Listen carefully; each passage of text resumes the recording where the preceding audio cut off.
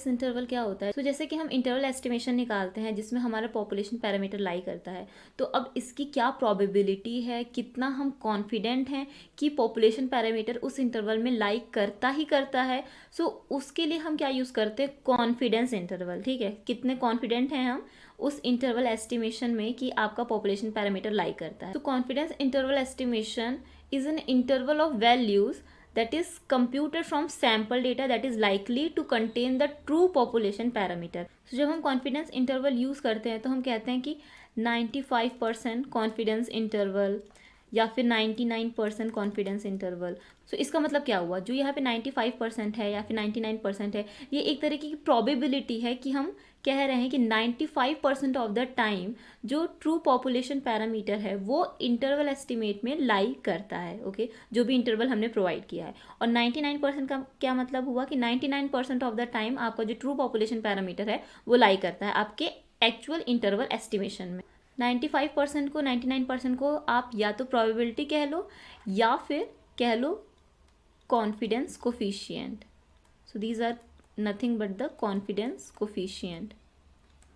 और जो इंटरवल निकलता है वो होता है कॉन्फिडेंस इंटरवल। तो सपोज जैसे हमने पहले एग्जांपल देखा था, मीन एज आपकी है 28 फॉर द पॉपुलेशन। ओके, ये हमें पता है पहले से, बट एक्चुअल में रियल टाइम में ऐसा नहीं होता, हमें पॉपुलेशन के बारे में कुछ पता नहीं होता है। सो सपोज आपने लोअर कॉन्फिडेंस लिमिट निकाला 27.5 और आपने अपर कॉन्फिडेंस लेवल निकाला 28.5।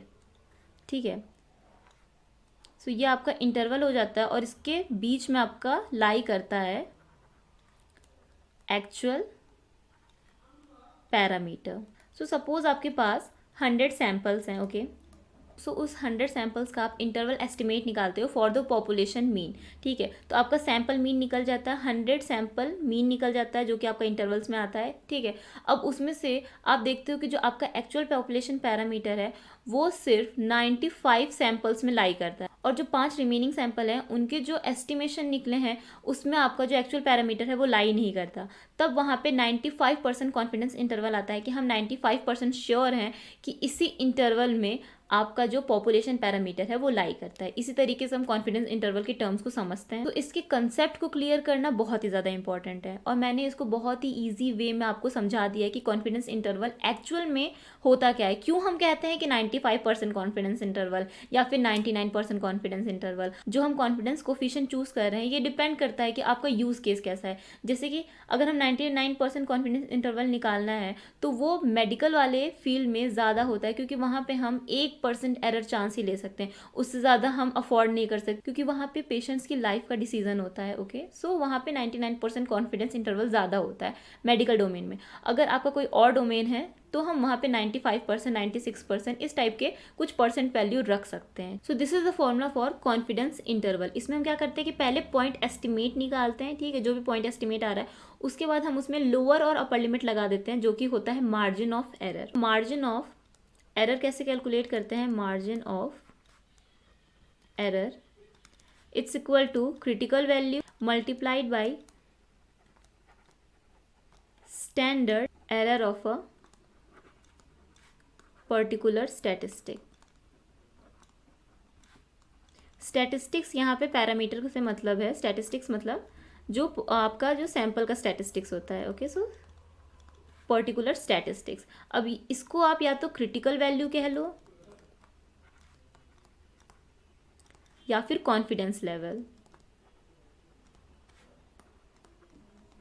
ओके, सो क्रिटिकल वैल्यू आपकी हो जाती है 0.9 या फिर 0.95, 0.99 इस तरीके से, जो हमने देखा था कॉन्फिडेंस लेवल 99%, 95%। ठीक है, तो पॉइंट एस्टिमेट तो आप कैलकुलेट कर लोगे जैसे हमने मेथड्स देखे थे, फॉर्मूलाज देखे थे।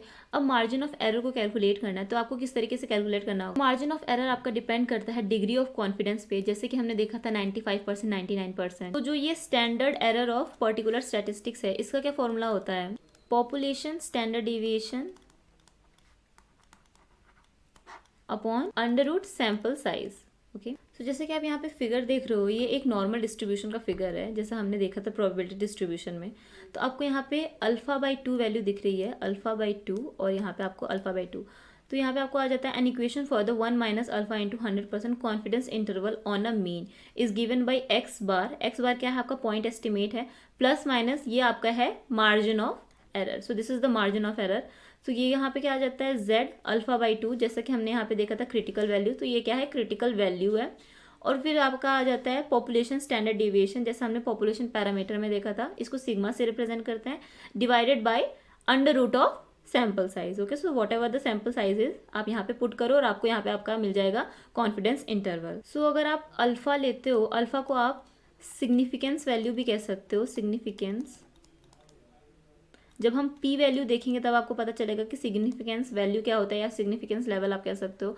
सो अल्फा यहाँ पे हमने ले रखा है 0.05। ओके, तो 0.05 अल्फा है, तो यहाँ पे आपका आ जाता है, तो यहाँ पे आपका आ जाता है 0.025 और यहाँ पे भी आपका आ जाता है 0.025 और आपका यहाँ सिंपल 95% ऑफ द डेटा आता है। ठीक है, तो आपको जो 0.025% डेटा है वो इधर लेफ्ट साइड में आपका आ जाता है, लेफ्ट टेल में, और उसी तरीके से राइट टेल में आ जाता है, और 95% ऑफ द डेटा आपका बीच में रहता है। तो जब आप डिस्ट्रीब्यूशन निकालते हो इंटरवल का, ठीक है, तो यहाँ पे आप क्या देख रहे हो कि आपका मोस्ट ऑफ द टाइम जो भी डेटा है आपका वो बीच में ही आता है, आपके 95% कॉन्फिडेंस इंटरवल के अंदर ही आता है। ठीक, सो 1 माइनस अल्फा क्या हो जाएगा, 1 minus significance value is the confidence value, confidence value और कॉन्फिडेंस लेवल। सो अगर इसका एग्जाम्पल देखें, एग्जाम्पल सपोज आपको पॉपुलेशन की स्टैंडर्ड डिविएशन गिवन है, so sigma equals to 40 and sample size equals to 400।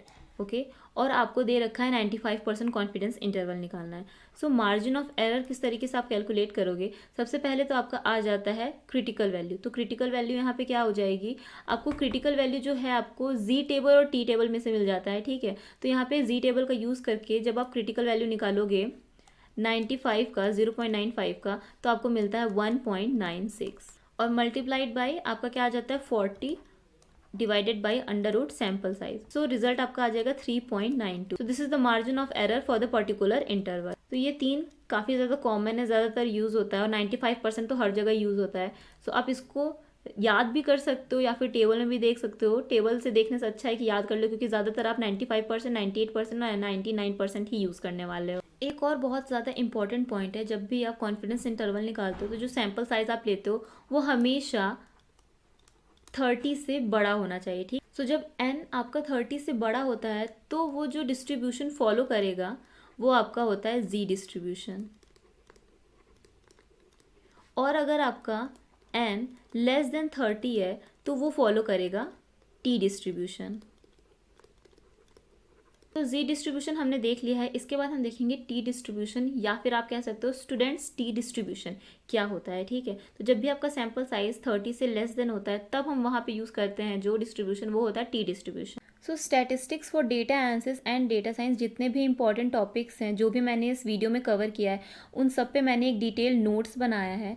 सो अगर आपको ये नोट्स चाहिए तो आपको लिंक डिस्क्रिप्शन बॉक्स में मिल जाएगी, आप वहाँ से चेकआउट कर सकते हो। तो इसमें आपको descriptive statistics, probability, inferential statistics with real life example, सारी चीज़ें आपको मिल जाएंगी। इसके यूज़ करके आप इंटरव्यूज़ के लिए भी प्रिपेयर कर सकते हो, ये आपके लास्ट मिनट नोट्स की तरह वर्क करेगा।